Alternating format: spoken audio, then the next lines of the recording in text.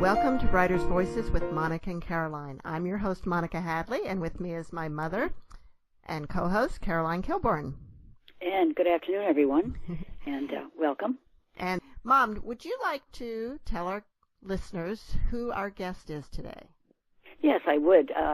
It's Randy Susan Meyers, and she is the author of The Widow of Wall Street. And it's a novel, and it's one of those novels you cannot put down. I just got captivated, and I just read and read and read. Okay, and she is a best-selling author of Accidents of Marriage, The Comfort of Lies, and The Murderer's Daughters. Her books have been twice finalists for the Mass Book Award and named must-read books by the Massachusetts Center for the Book. She lives with her husband in Boston, where she teaches writing at the Grub Street Writers Center. I think that's great that you're teaching other people to write. And welcome. Thank you so much for having me. And let me tell you, the weather here in Boston today is exceedingly nice. And I was out gardening for 4 hours. Oh, my goodness. It's like some people do yoga or Xanax. I do garden. And when I'm outside gardening, it is probably just about the only time in my life when I am not either reading or listening to a book or listening to NPR or just being very interactive with, consuming some information. It's the only thing I can do where I'm totally there. Right. So I don't know what that means. Do you have trouble with squirrels eating your flowers? We have a lot of, I have found what the squirrels won't let me have. They will not let me plant bulbs. Oh. 1 year I planted 100 bulbs, and by the next day they had eaten 100 bulbs. Yeah. It was so I just don't do bulbs. I can't do spring bulbs, but they seem to leave most of the other stuff alone for the most part. They like to dig up my lawn, though. I don't know what they're looking for. Yeah, I know. Well, they're looking for nuts that they buried. Yeah, well. Because like the rest of us, they can't remember where they put anything. I was going to say, they're just like me. Where are my keys? Where's my nuts? Yeah. Well, of course, then there's the rabbits. And the rabbits eat the flowers. They do. Yeah, I don't have rabbits here. Other people further out in the suburb. I guess I'm more dead in the city enough so that we don't have the rabbits. Yeah, well, that's okay. You're lucky because they do. They love flowers, and they even eat artificial flowers. Oh, my goodness gracious. They're even worse than my stupid squirrels. But anyway, we need to talk about your book. Yeah, okay. We do. I'm So ready. I got off onto gardening. We could maybe do a whole nother show on gardening, but let's talk about The Widow of Wall Street. Okay.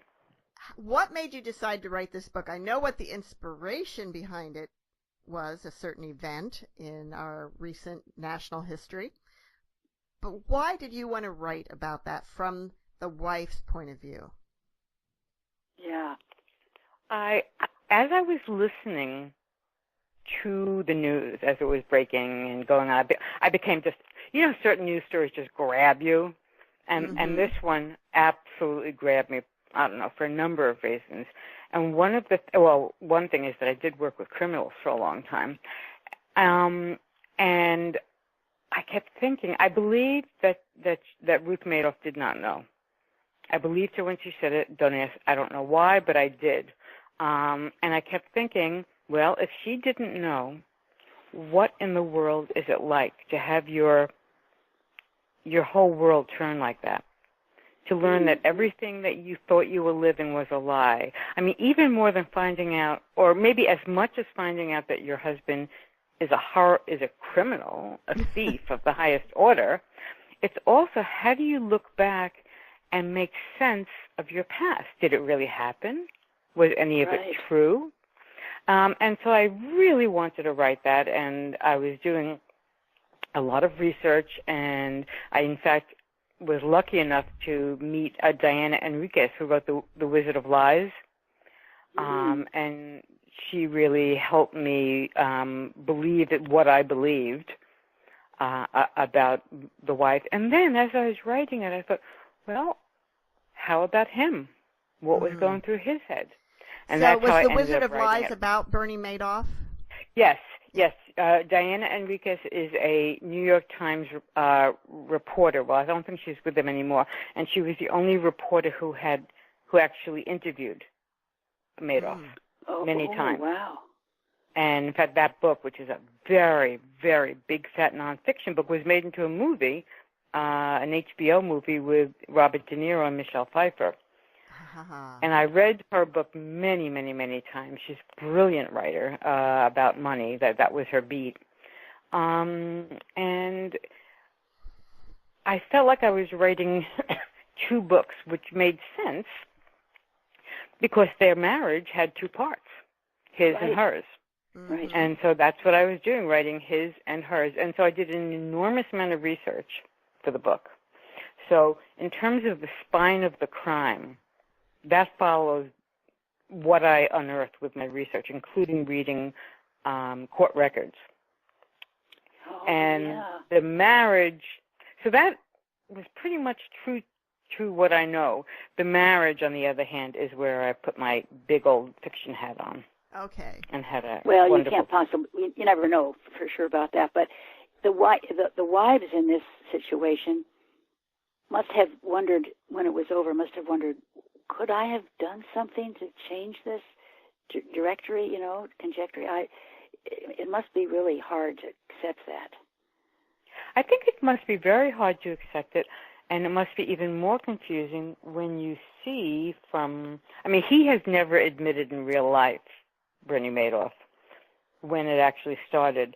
The biggest sense that one gets, that I got, that I used in the book, was when they brought to trial the people who worked with him, who knew. Of course he didn't do it alone. Right. The one who was his main guy, who I called Charlie in the book, he actually turned state's evidence. He was the only person who gave it all up. And he started working in the business when he was very, very young. And it sounds like I believe that he started this very early on. So as his wife, I would say, my goodness, how did I not see this right from the beginning? But having worked with criminals, I can tell you, they're pretty good at fooling people. And that's why they're criminals.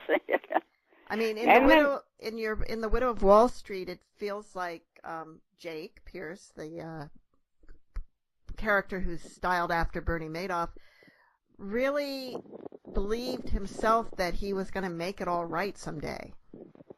And I think that this is true from what I've read, and also from working with the guys. They generally think they're a lot smarter than they are, and they tell themselves a story. All of us do that. We're all the stars of our own show. And we all, at some point in our lives, tell ourselves a story to excuse bad behavior, right? Mm-hmm. Well, maybe not you ladies, but I know. Yeah. No. And so I do believe he did think, okay, any day now I'm going to make this right. And in fact, when it finally came to play is when people who do Ponzi schemes usually fail, which is when the money runs out. And in this case, it was because the economy crashed. The stock market crashed. I thought if he were really smart, he could have maybe, when there were downturns, showed paper losses so that he didn't have quite so much to make up. And then he might have had a shot at making it up. Greed has no limits. And, the other part of this that is pretty amazing is how much people believed what he said, even though on the face of it, it was totally insane. In fact, interesting story.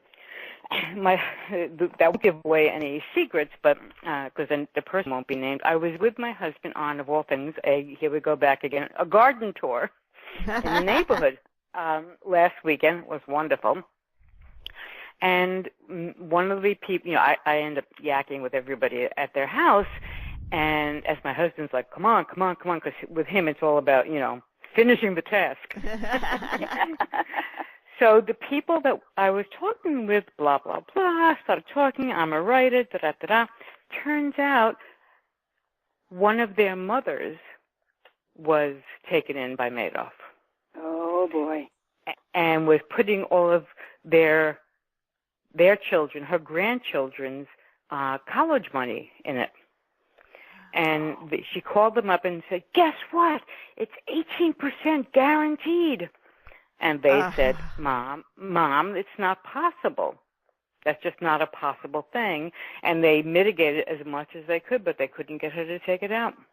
And she, in fact, lost it all and then was liable for the taxes for years afterwards for the money that they took back.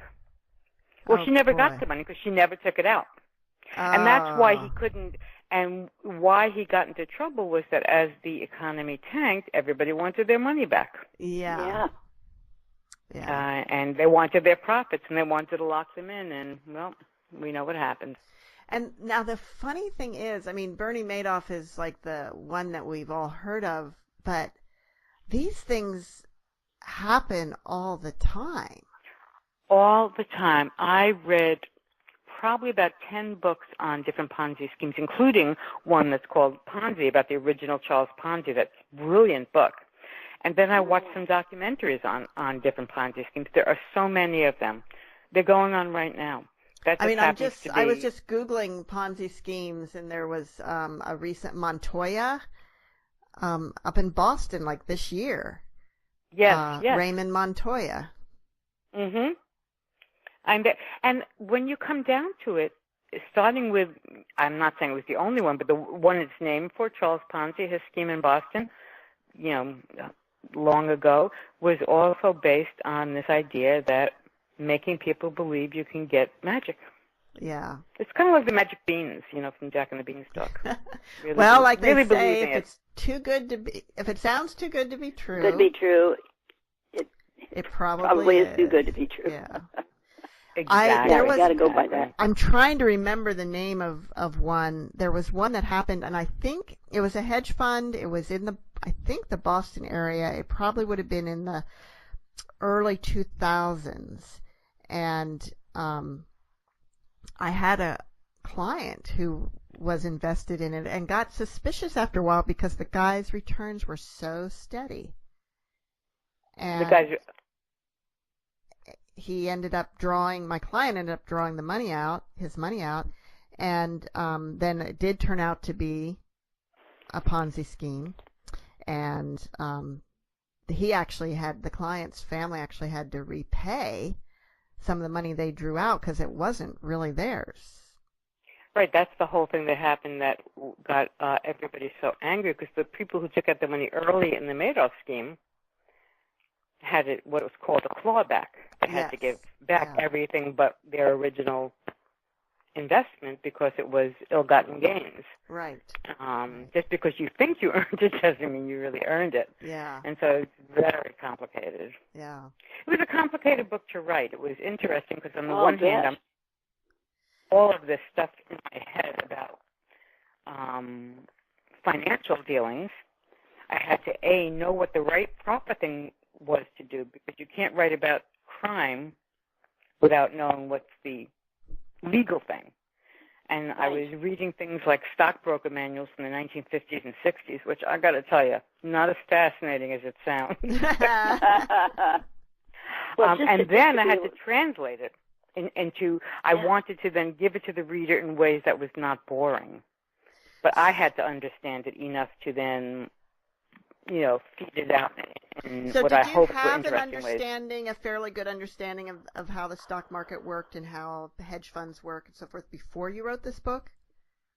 I wasn't in any way, I wasn't unknowledgeable, but I wasn't an expert either.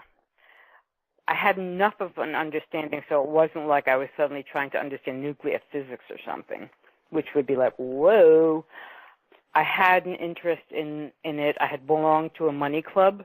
Mm-hmm. I don't know if you for a while. My husband, luckily, has a very, very good understanding.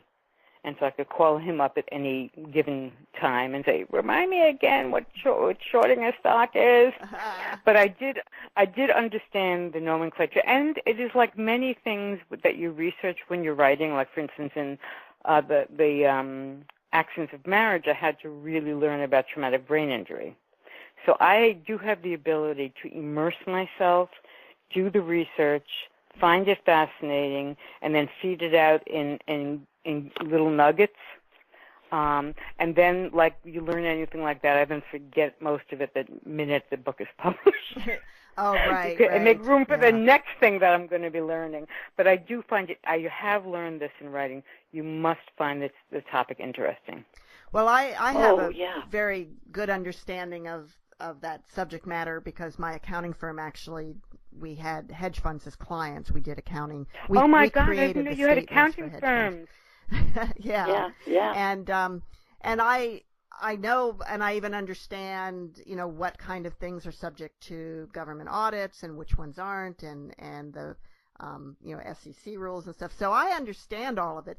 And so for me, the book was a very easy read, but I was curious about somebody who doesn't have that background, and Mom would be a great test subject for that, and yet she still found it very fascinating. Oh, yeah. It really was. Like I said, I could not put it down because I don't understand the stock market or anything, but I wanted to know what was going to happen next. Well, I worked really hard at just giving information as needed to get a grasp of it. And trust me, I spent an enormous amount of time on that one. Like, what's the best way to give this information so you're not lost, so that you can get a sense of it? And I thought about it like driving a car. You can drive a car without having to know how it works under the hood in great detail. Well, you just have to know the basics, and that's what I thought about it. And the same thing with a computer. You can work a computer without knowing the back end, just operating the front end. And so I was trying to really stick to synthesizing the most need to know, because the page-turning part, the gotta know, what Stephen King calls the gotta know that you have to have in a novel, that's all about, is she going to find out? Is he going to get caught? How is he doing this? What's happening with the family? That's the part that to me was the most fascinating. The rest was the stuff that I had to know very well, but the reader only had to be able to go, oh, okay, I get this. Now, I found it interesting that Jake didn't really maybe know that much about investing, even though he was running this brokerage firm. It sounded like his brother was handling the details on one side, and then the other side, he wasn't actually doing anything. That he was really just a salesperson. And that was true. One of the things that I read early on about, sometimes I forget what's fact, what's fiction when I'm a fictioner. Yeah. But he really did not know much at all about computers.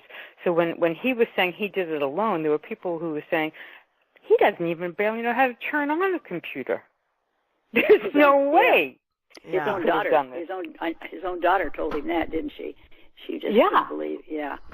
Now, in real life, did his children turn their backs on him? Yes. Yeah. Yes.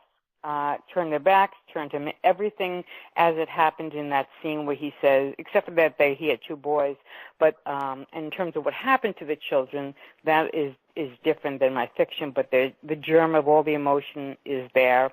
And the one thing I can say is, because it's out there, Madoff's sons turned him in. Mm. Wow.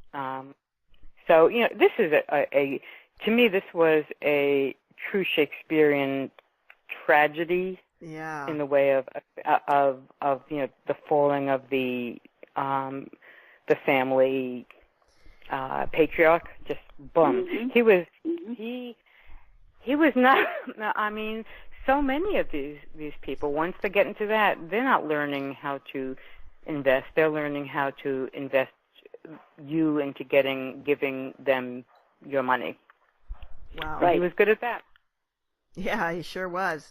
And and at least in your book, The Widow of Wall Street, Phoebe, his wife, was very much a part of that, even though she didn't know what she was getting people into. She thought that I mean, she was as suckered in as the rest of them, but she was the front person for a lot of to generate interest.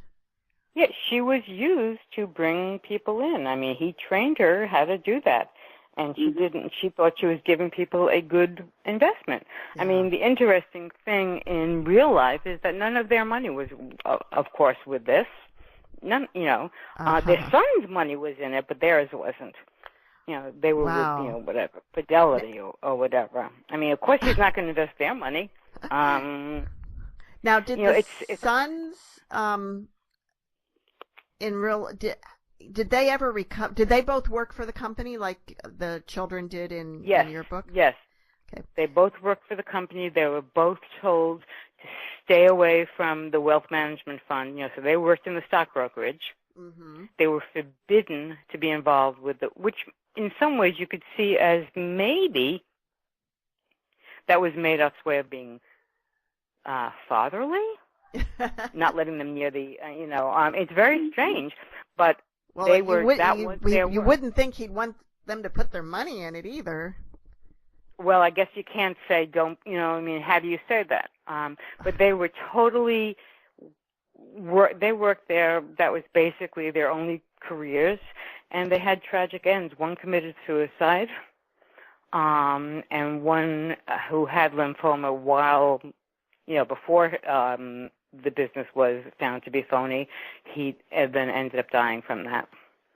So, a very tragic end for both children. And where is Bernie's wife now? As far as I know, she is actually, strangely enough, in Greenwich, Connecticut, where I set much of the book, which is not where they lived before. And the reason she moved there was because her son, who was then living there, and she wanted to be close to her grandchildren. And so I think she still rents a small apartment there. And is Bernie still alive? Yes, he's alive and in prison, and a big shot in prison. Really? Just like Jake. A big shot in prison. Just like Jake. Yeah. And people ask him for tips, for investment tips in jail. I mean, it's just you can't make. It's just it's so often the families of criminals are the ones who end up suffering more than the criminals. Mhm. Well, people are so gullible, and oh my goodness, they really are. Well, I have an interesting story about that. I don't know if you've heard of that. Actually, there's a guy. His name was Harry Markopoulos, and he was involved with a small wealth management fund. He did all the back end, the math. He was a genius, but not that great with people. So they had him in the back office, right? Right. And it was a 2-guy office, as far as I know, and probably support staff. And one of their clients came in and says, "My father died. He had all his money with this guy Madoff. I'm trying to decide what to do. It looks like a great fund." And so he gave it to the front, whoever who gave it to Harry. And Harry did, what do you call it? When you do backwards, oh God, I just lost the word. When you configure something backwards. So you try to recreate it. You know the word, and we all know the word. Yeah. Yeah. Reverse it. He reverse engineer. Yeah. So he reverse engineered it, and no matter how many times he did it, he could not get it to work. He said, "This is virtually impossible to get these returns," because he had the statement. That's all he had was the statement, which were all phony. And when the other partner went to the guy who brought it in, he said, "Well, maybe you're right, but these returns are great. I'm going to keep my money there." So this is and now I don't know if you know, Harry Markopoulos then kept writing to the SEC. Oh, wow. Really? To get them to pay attention. And there's a scene in my book where the SEC goes in. Yeah. And that really did happen, except it was partially because it was really mainly because of Harry Markopoulos. And he did fool them with exactly the method that I wrote about. And Harry Markopolos was ignored as a nut. Wow. And he was completely right. He wrote a book that was a little strange, but I read it. I read every book there was to read. Oh, gosh. Wow. You're listening to Writers' Voices with Monica and Caroline, and our guest today is Randy Susan Meyers, author of The Widow of Wall Street. Well, it's a complicated business to begin with, so most of us don't really know how it works. And, of course, a lot of people don't have money that they want to, invest or anything. But I don't know. It was a fascinating book. It really is interesting how gullible people are and how much they want to believe in it. And I've seen this time and time again with very sophisticated clients who say, "Oh, there's this investment, and it's this this one guy came to me and he wanted me to get other clients to invest in this, and I'm like, no, thank you." But it was these guys that had this sophisticated computer model, and they were doing futures, and they never lost money because in any given month, once they got 4%, they were up 4%, they would quit trading for that month. So they would never lose in any month. And so they could always time it. Yeah, it's like, okay, but that's assuming that you always make money before you lose it, which doesn't actually happen that way. So you can start out trading in a month and lose money and never regain it in that month. And so this is impossible. But people believed it. Well, it's interesting. One of the things that I found really fascinating was I visit a lot of book clubs, and either by Skype or in person if they're around the Boston area. And I do events, and people always say, "Well, what's your next book?" So when I was doing Accidents of Marriage, and people asked me what my next book was, and I told them The Widow of Wall Street, blah, blah, blah, told them what it was about. Universally, the reaction at that point, before anybody had read the book, it wasn't out yet, was, "Oh my God, of course she knew Ruth Madoff. She must have known. Oh my God, she's guilty as sin. She's more guilty than he is, blah, blah, blah, blah, blah." I'm like, whoa. Wow. Why are people so angry that they're basically spitting almost? And as this happened more and more, I wanted to really investigate what this was about. And I finally was able to suss it out. Everybody wants to think they're above being fooled. Yeah. And all of these women, because the book is not really about the finance, it's about the relationship, the marriage. So here's this woman who, in my book, gets totally bamboozled. And they want to think it can't happen to them. Now, on the other hand, so many women don't have a clue what's going on in their family with money. Right. Their husband handles everything. They wouldn't know if he died, they wouldn't know where to find the books. And they want to believe against all odds that they couldn't possibly be in a situation like this, or that their husband could be having an affair. No, it would never happen to them. They would, it's always that woman who was a fool. And that's what I realized, is that we are so afraid of being fooled, we'd rather think that the other woman, whatever she believed, that she's a fool or that she's guilty. Right. And a lot of women, after reading the book, have said, "Oh, yeah, now I see." Oh, yeah. Yeah. In fact, I sometimes write these little limited edition books that go along with them. This one's called The Discomfort of Money.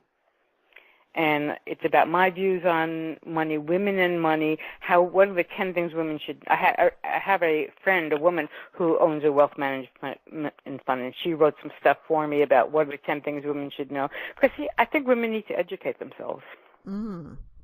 And so what do you do with these books? Oh, yes, that's true. What I do is, when any book club that signs up on my site, they get a free copy for the person who contacts me in paper copy, and then I send a electronic copy for them to share with everybody in the book club. Oh, cool. Yeah, I'll send you one. If you write to me and give me your address, I'll send it to you. Okay, perfect. So, yeah. tell me a little bit about how you became a writer, because your background is working with victims of domestic violence. No, actually, I worked with the batterers. Oh, you worked with the batterers. Okay. I came through, I have had a lot of different jobs in my life, but I was working for the city of Boston, the assistant director for all the community centers in the city, and then from there I went to a violence intervention program. It's a batter intervention program where they were ordered, and it wasn't a counseling, it was teaching. Methods of nonviolence, but it was really keeping tabs on them with probation and blah, blah, blah. But throughout all of that, writing and books were always my first love. In fact, I co-authored a book when I was in my 20s called Couples with Children, a nonfiction book. And writing was always what I wanted to do more than anything. But I took some other steps. I got married at 19, a brilliant decision. I mean, so smart. I cannot tell you how smart that was. Had children. Well, I was even smarter. I got married at 18. So we're both brilliant. Shockingly got divorced, and then was raising my kids and sending them through college, all those good things you have to do. So my dream of writing had to take a back burner, but I was always writing. And then I got remarried to a wonderful man. I gave up my bad habits I have a PhD in bad boys and bad men. So I let go of that, was now married to a wonderful, wonderful man, was able to, stop working 60 hours a week and spend more time on what I really love. And I published my first novel, The Murderer's Daughters, when I was 57. Wow. And that was great, with St. Martin's Press. And so it was a bit of a journey. But the nice thing was after it took so long, when I finally got the right agent, she sold The Murderer's Daughters in 8 days in a preamp. So that was very nice. It was a long journey to a quick sell. That was nice. Now, what is The Murderer's Daughters about? It sounds like it's also exploring the family, what the effect on the family of a criminal. Yep, it's exactly what it is. The Murderer's Daughters is about two sisters who witnessed their father murder their mother. Oh my! And then what their life is like for the next 40 years. Now, at that point when I wrote it, I was working with batterers, but beyond that, I must preface this by saying this wasn't a successful crime, but my father tried to murder my mother. Oh. He didn't succeed, and she was fine, but that book was sort of this huge what if. Wow. And it takes place over many, many, many years. And I was very lucky with that book because it became the Target Book Club pick for the country. So that was really lovely. Wow. Congratulations. Oh, thank you. It was quite a book to write. And how long did you work on writing it? The Murderer's Daughters? Yeah. How long did you spend writing it? About 18 months. Oh, wow. That's pretty fast for a first novel. Yeah. Well, I was writing some other stuff before that.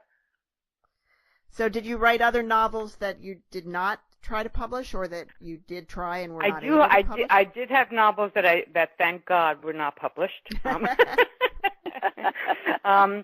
there was books I was working on before The Murderer's Daughters that didn't quite gel. I have a habit of starting something, letting it rest, and then going back to it. It's sort of like they just kind of cascade until I figure out what am I missing here. And so there were some novels I started before The Murderer's Daughters that then got published afterwards, after I was like, oh, I know what's wrong with that book.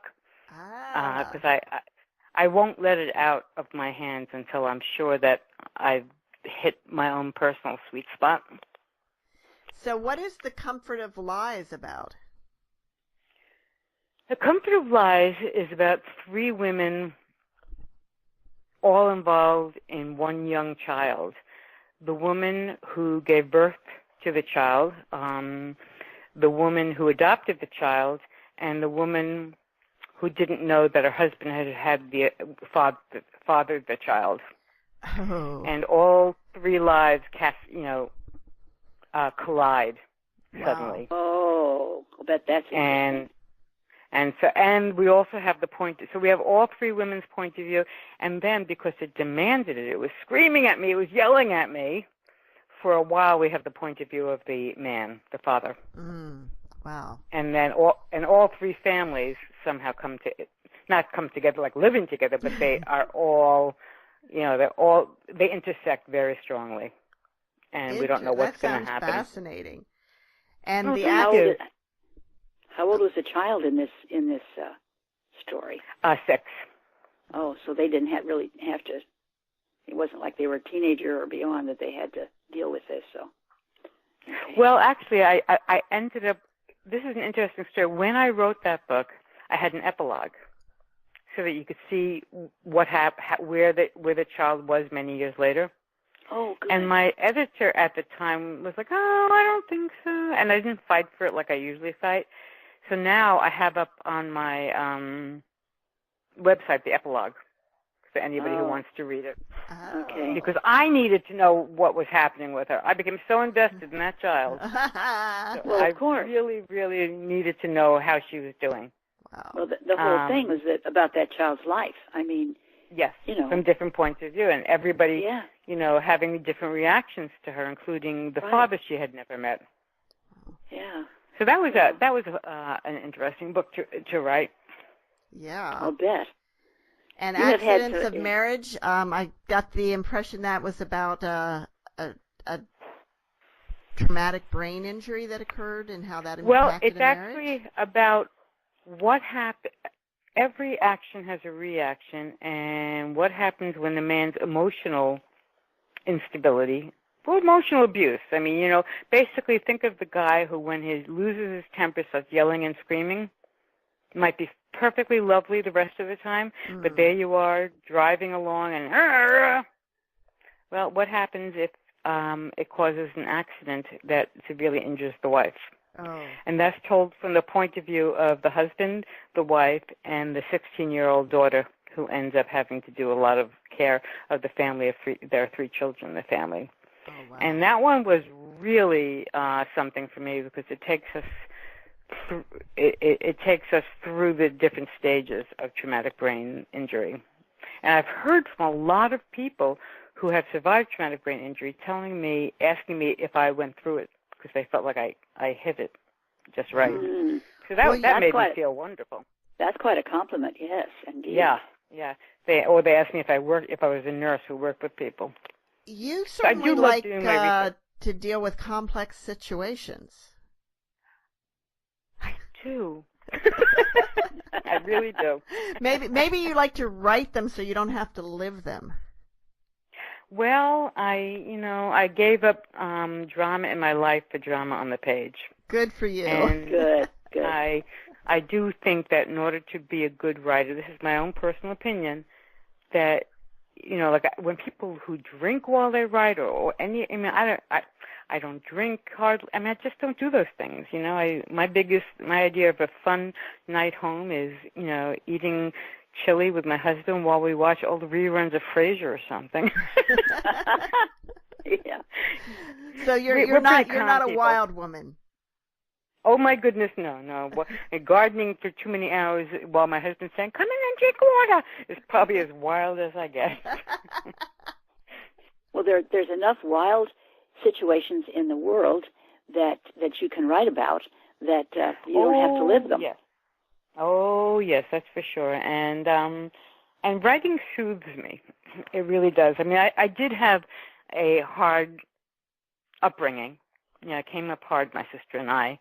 And, my father, who, had his problems, he also had drug problems and alcohol problems and blah, blah, blah. So I really like calmness in my world, And like many children who come up with, parents who are either needy or have addictive personalities, you tend to be caretakers. Right. And want everything to be just so. And I love writing is what really soothes me more than anything. I'm a bit of a workaholic. Randy, would you like to read from The Widow of Wall Street for us? Well, if you can bear listening through my Brooklyn accent. No problem. I mean, these are New Yorkers after all. That's true. That's a good point. My husband always says that when I'm on stage or on the radio, my accent gets stronger. I don't know why. Okay, I will do my best, okay?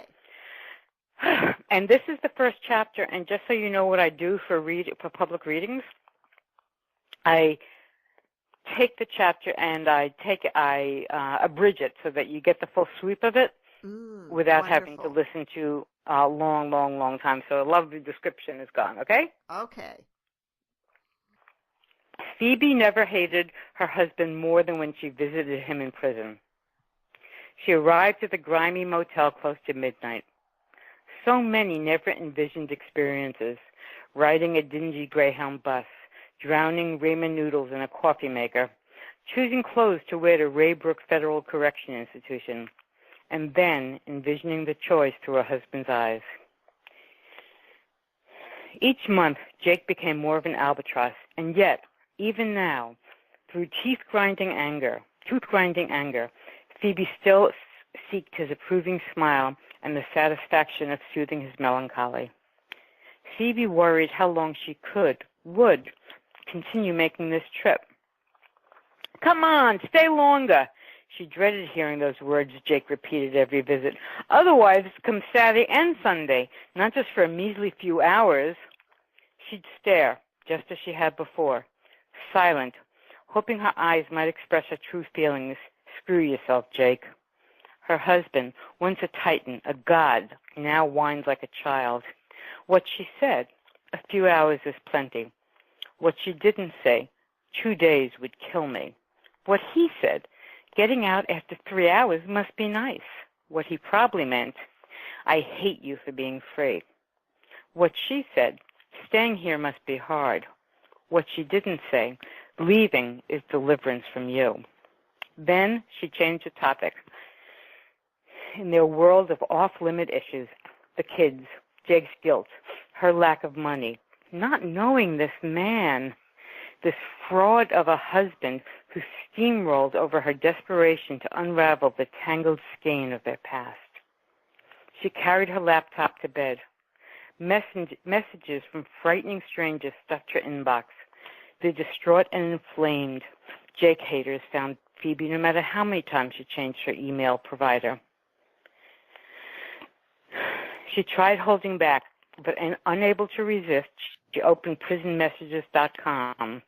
Within moments, she found herself captured by call girl's question. Would you be angry if your man showed off your sexy pics? The man she thought she'd married would have gouged up the eyes of any man trying to see her naked. But today's Jake would likely sell pictures of her to the highest bidder.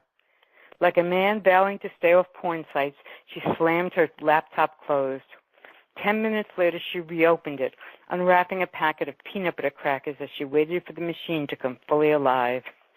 She munched as she scrolled through the topics. Prison weddings, legal help, loving a lifer. Phoebe lurked in chat rooms, reading, trying to learn something about Jake's world. She clicked loving a lifer, despite knowing her love for Jake died more each day. After his confession, Jake had morphed into that awful relative attached to your flesh like a parasite, one you were forced to care for because you lived on in your family tree. She scrolled down the forum, reading titles. Thread, what bonds you to your lifer? Or her daughter there, she'd fold her arms and ask, exactly, Mom, how can you continue choosing him over us?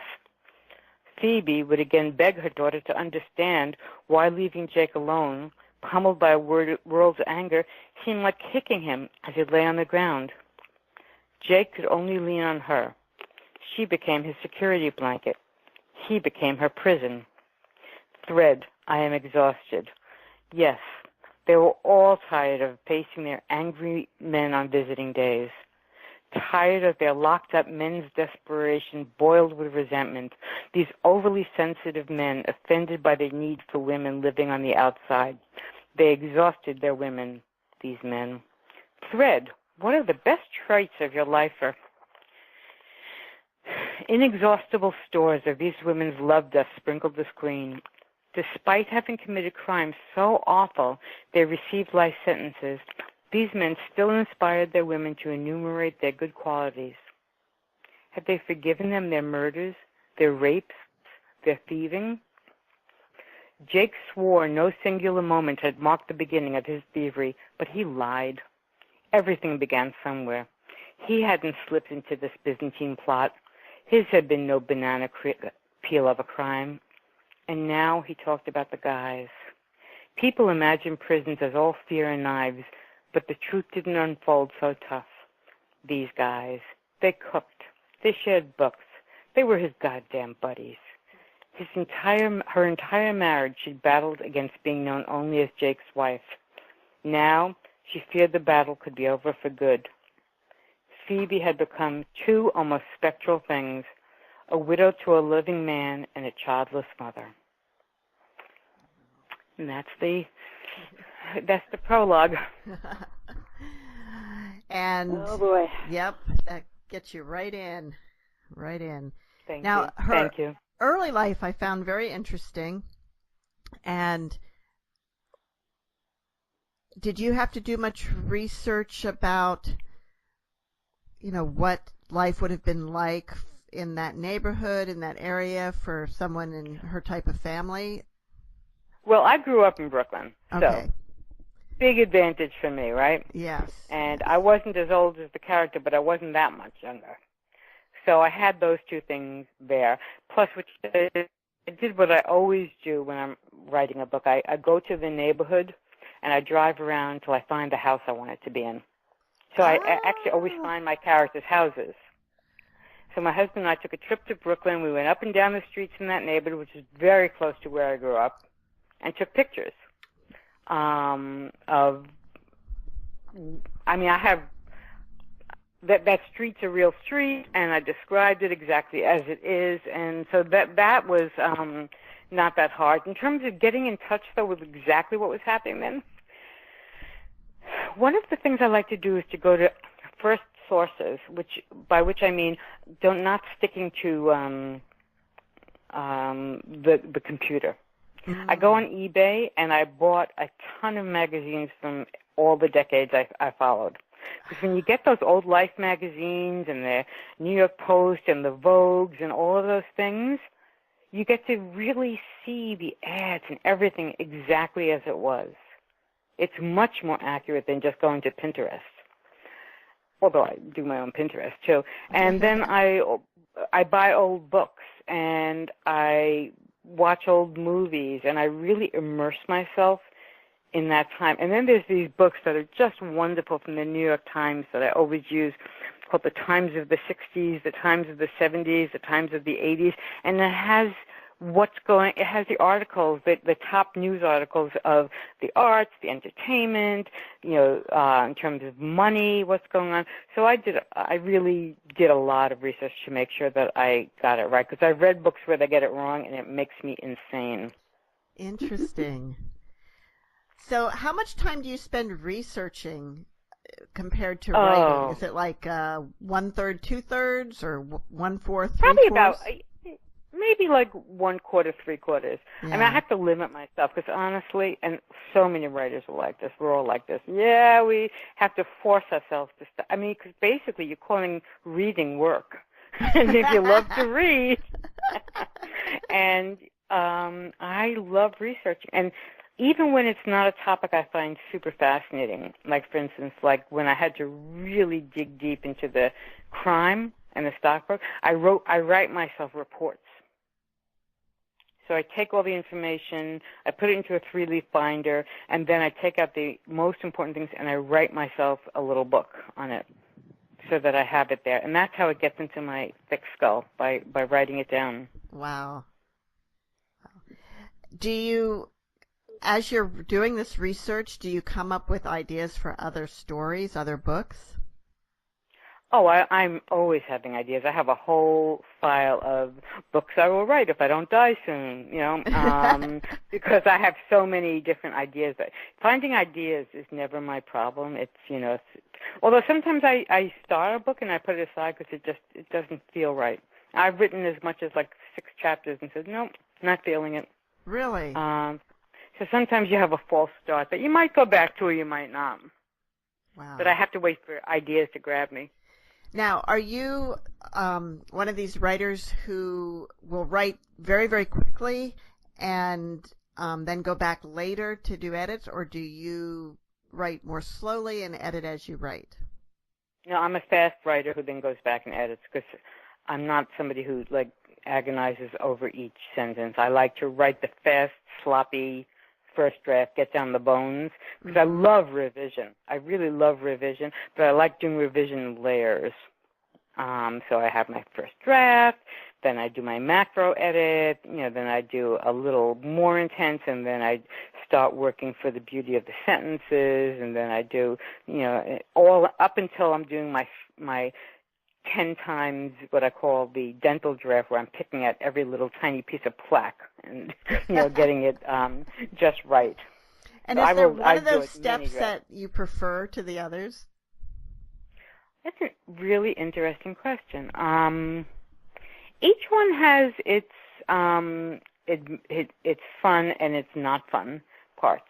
The most fun is probably taking the first draft and then getting all the ideas to sink in. Although I do love when I'm working with the micro also.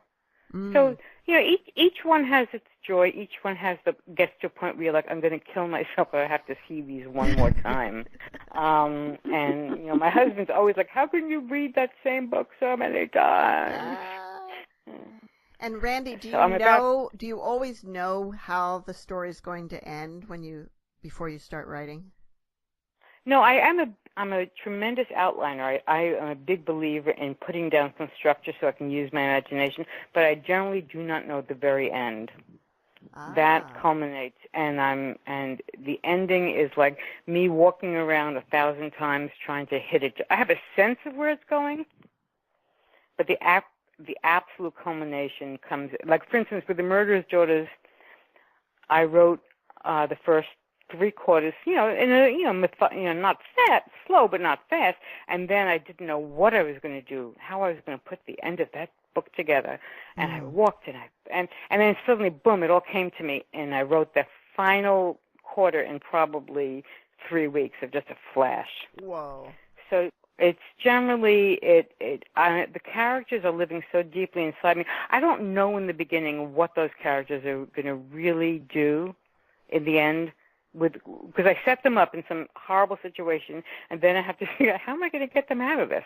Right. And I generally write the ending many, many, many times. The ending and the beginning I write repeatedly until I literally feel in my gut that, okay, now I'm satisfied. Wow. And so it sounds like when it's done, you know it. It's not there's no question about it. Yep, when it's done, I know it, and that's when I send it to, although I have a writers group that, we've been together a long time that I share with during the process. And, we are very hard on each other. So that's very, very helpful. In fact, when I first started The Widow of Wall Street, I was setting the beginning of it when Phoebe first finds out about the crime. And because of their feedback on, like, what's her motivation to do, I ended up going all the way back to the 60s. Mm. Oh, yeah. So I think that was great. You need a good group. Yeah. Mm-hmm. Mom, do you have any more questions? Well, let's see. I had some written down, but she answered most of them. Oh, I'm so glad. Yeah. But I wanted to tell you, the topics and questions for discussion that you have at the end of the book were really good and very helpful. And also the Enhance Your Book Club section. I really appreciated that. I think I'm so glad. It added a great deal to my enjoyment of the book. It really did. I am really glad to hear that. And make sure that you write to me and give me your address so I can send you some fun stuff. All okay? All right. You can write to me right through my website and or through Elise, and I'll send you some presents. Perfect. Before we finish, what's next? Well, my next book is all done, and I just got the first iteration of the cover today, and I was really thrilled with it, so that's nice. Wow. And the title is Wasted, W-A-I-S-T-E-D. Oh. And it is about how far will women go to lose weight, and how crazy do women get about their weight, and what happens when a group of women end up in a place that they think is going to be almost like this wonderful spa-like place where they're doing a documentary, and turns out to be not that. Wow. That's going to be, boy. Yeah. That's coming out in May. And where did the idea for this come from? Is it based on anything, any real story? I've been wanting to write a book about women and weight for years, because it is such an intense topic for me. It is such an intense topic for so many women. This is a book not just about women and their weight, but women and mothers, their relationship with their mothers and their weight. Mother-daughter. Well, that's one thing we never had any issue about. We never talk about weight. You'll be interested in seeing, because this is the two main characters who are point of view characters have totally different relationships with their mothers over weight and with their husbands, and with the whole world. But women, you can't walk through this world without being affected by. My first line, I believe, is everyone hates a fat woman. Yeah. It just goes from there. And when I was writing this book, I either wanted to eat every minute, or I wanted to never eat at all. So it was. Oh God! It was. Wow. Well, that sounds fascinating. It really does. Well, and we are out of time. No way. Thank you, ladies. You were great. Well, thank you so much for being with us today on Writers' Voices. And Mom, do you have any final words? I do. Actually, it's the last two sentences of her book, and it says, "Fortunate are those who can dry the tears of others. Blessed are those who can hold their family and friends close." Amen. Oh, all right. Thank you. See you all next week on Writers' Voices.